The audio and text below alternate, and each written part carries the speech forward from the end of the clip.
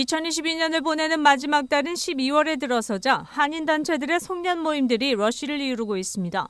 첫 주부터 한인타운 인근의 주요 식당가는 연말 파티 예약이 밀려 있습니다. 지난 3일부터 시카고 산악회를 비롯한 한인단체들은 팬데믹으로 인해 3년간 제대로 연말 모임을 갖지 못한 이후 처음으로 회원들의 얼굴을 맞대고 대화의 광장을 여는 시간을 가지고 있습니다. 대한민국 고엽제전후회 미 중서부 지부는 9일 정기총회 및 송년회를 아리랑 식당에서 개최하고 그간의 경과보고 및 정산보고를 마쳤습니다.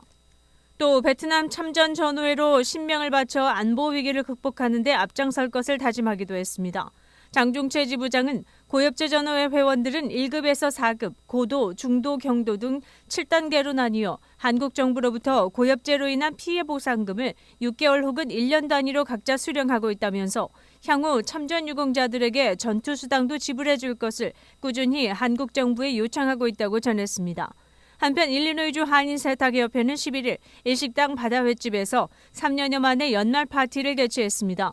이창훈 전 회장은 그동안 소원했던 협회 임원들과 연말을 맞아 대면 모임을 통해 서로를 격려하고 어려운 비즈니스 환경을 극복해 나가자는 취지로 모였다고 전했습니다.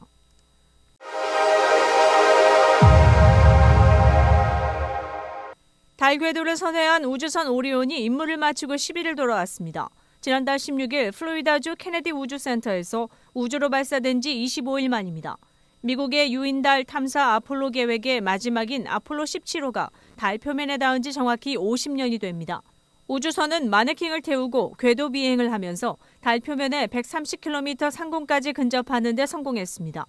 비행사 탑승이 가능한 우주선으로서는 지구에서 가장 먼 43만 2,000km 지점까지 도달한 기록도 세웠습니다. 나사 탐사 임무 계획 책임자 누즈드 머란 씨는 아르테미스 1호는 지금까지 꽤나 경이로웠다.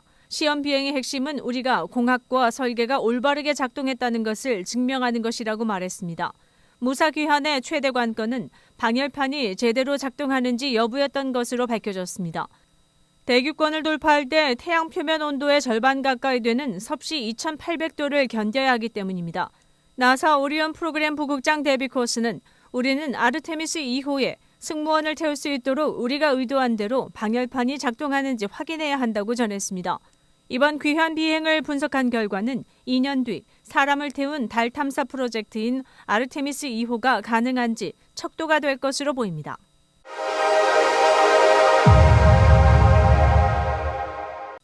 연방하원이 9일 한국계 미국인이 북한에 있는 가족과 상봉하는 방안을 촉구하는 내용을 담은 국방수권법안 NDAA를 9일 통과시켰습니다. NDAA는 미국의 한 해 국방안보 예산을 담은 법안으로 1961년에 제정됐습니다. 2023 회계연도 NDAA는 미국 정부가 미국에 거주 중인 이산가족이 북한 가족과 상봉할 수 있도록 한국 정부 등과 노력하도록 하는 조항도 들어 있습니다. 특히 이 조항 삽입에는 미셸 박스틸, 영김, 앤디 김, 메릴린 스트릭랜드 등 한국계 의원들이 주도적으로 참여했습니다.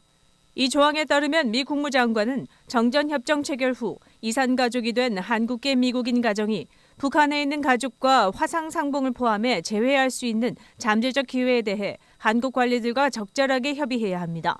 국무부 북한인권특사는 북한에 가족이 있는 한국계 미국인 대표들과 화상상봉을 포함해 정전협정 체결 후 흩어진 가족을 재결합시키기 위한 노력과 관련해 정기적으로 협의해야 합니다.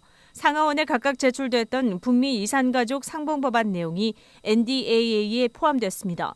하원은 작년 7월 미국과 북한의 이산가족 상봉법안과 관련 결의안을 잇따라 통과시켰습니다. 상원에서도 지난 2월까지 의원 7명이 외교위원회에 계류 중인 한국전쟁 이산가족 상봉법안을 지지한다고 서명했습니다. 하원을 통과한 NDAA는 상원 투표에서도 통과되면 조 바이든 대통령의 서명으로 시행하게 됩니다. 윈TV 채널 24.5와 MCTV 채널 24.6 방송은 안테나를 이용한 공중파 방송을 통해 시청할 수 있습니다. 1950년대의 아마존이라 불리며 미국 유통업계에서 독보적인 자리를 지켰던 시어스는 2018년 파산 신청을 했지만 아직 완전히 폐업을 하지는 않았습니다. 미 전역을 샅샅이 훑으면 15개 매장이 아직 영업 중입니다. 하지만 매장 안 물건들은 부족하고 너무도 한산한 분위기에 놀랍니다. 미 언론은 10일 현재 시얼스 매장은 전국에서 15개 지점이 영업하는데 이는 1년 전 23개보다 8개 줄어든 수치입니다. 시얼스와 합병된 K마트는 플로리다, 뉴저지, 롱아일랜드에 단 3곳이 영업합니다. 사양길이지만 이번 블랙 프라이데이를 거치면서 향후 경기 침체가 지속될 경우 완전히 폐업할 가능성을 배제할 수 없다는 예측이 대두되고 있습니다. 최근 뉴저지 시얼스 매장을 방문한 소비자는 CNN 인터뷰를 통해 시얼스 매장에 간다고 하니 친구들이 아직도 그 스토어가 있어라는 반응을 보이고 있습니다. 소수의 점포들조차 유지할 이유가 전혀 없다고 말합니다. 15개 점포로는 경제성을 발휘할 수 없고 영업이 활성화될 가능성 또한 전혀 없어 보이기 때문입니다. 시얼스와 K마트는 유통업계에서 이미 사망 선고를 받은 케이스입니다. 이외에도 오프라인 유통업계가 점차 저렴한 식료품 등 필수재 위주의 쇼핑으로만 좁혀지고 있는 추세입니다. 월마트와 타겟이 그 예입니다. 월마트는 타겟보다 훨씬 더 많은 매출 비중을 식료품에서 얻고 있습니다. 식료품은 월마트 연간 매출의 56%를 차지하는데 타겟은 약 20%에 불과합니다. 따라서 매출 증가폭은 월마트가 타겟을 능가합니다. 타겟은 전통적으로 옷, 전자제품 등 비식료품 매출이 컸기에 긴축 기조로 돌아선 지금 상황에서 매출 부진에 허덕일 수밖에 없다는 분석입니다.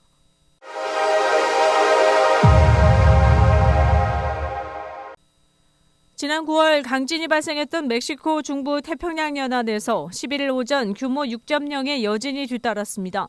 미국 지질조사국 USGS에 따르면 이날 오전 8시 31분경 멕시코 중부 게레로주 엘티쿠이 서쪽 3km 지점에서 규모 6.0의 지진이 발생했습니다. 진앙은 북위 17.223도, 서경 100.475도이며 발생 깊이는 19.8km입니다. 수도 멕시코시티에서는 남서쪽으로 450km가량 떨어져 있습니다. 이 지역은 아카풀코 해변 휴양지와 지유아타네호 해변 사이 멕시코 태평양 연안입니다. 이번 지진으로 인해 멕시코시티 등 중서부에서도 강하게 흔들림이 감지됐습니다. 정부 당국과 각 지방자치단체는 경보를 발령하고 주민들에게 안전한 곳으로 이동하라고 알렸습니다. 일요일 아침 진동을 느낀 시민들은 놀라 건물 밖으로 대피했습니다. 즉각 보고된 피해 상황은 없었다고 정부 당국은 밝혔습니다. 이날 지진에 대해 멕시코 국립지진청은 지난 9월 19일 발생했던 규모 7.7 강진의 여진으로 추정했습니다. 국립지진청은 9월 19일 강진 이후 오늘 오전 8시까지 11,841회의 여진이 있었다고 밝혔습니다. 시카고 한인동포 일간지 한국일보는 전자신문으로도 배포됩니다. 시카고 한국일보 무료신문은 가까운 한인식당이나 마켓에서 볼 수 있습니다. 뉴스24에서는 여러분의 제보를 기다립니다. 제보 전화 847-290-8282번입니다.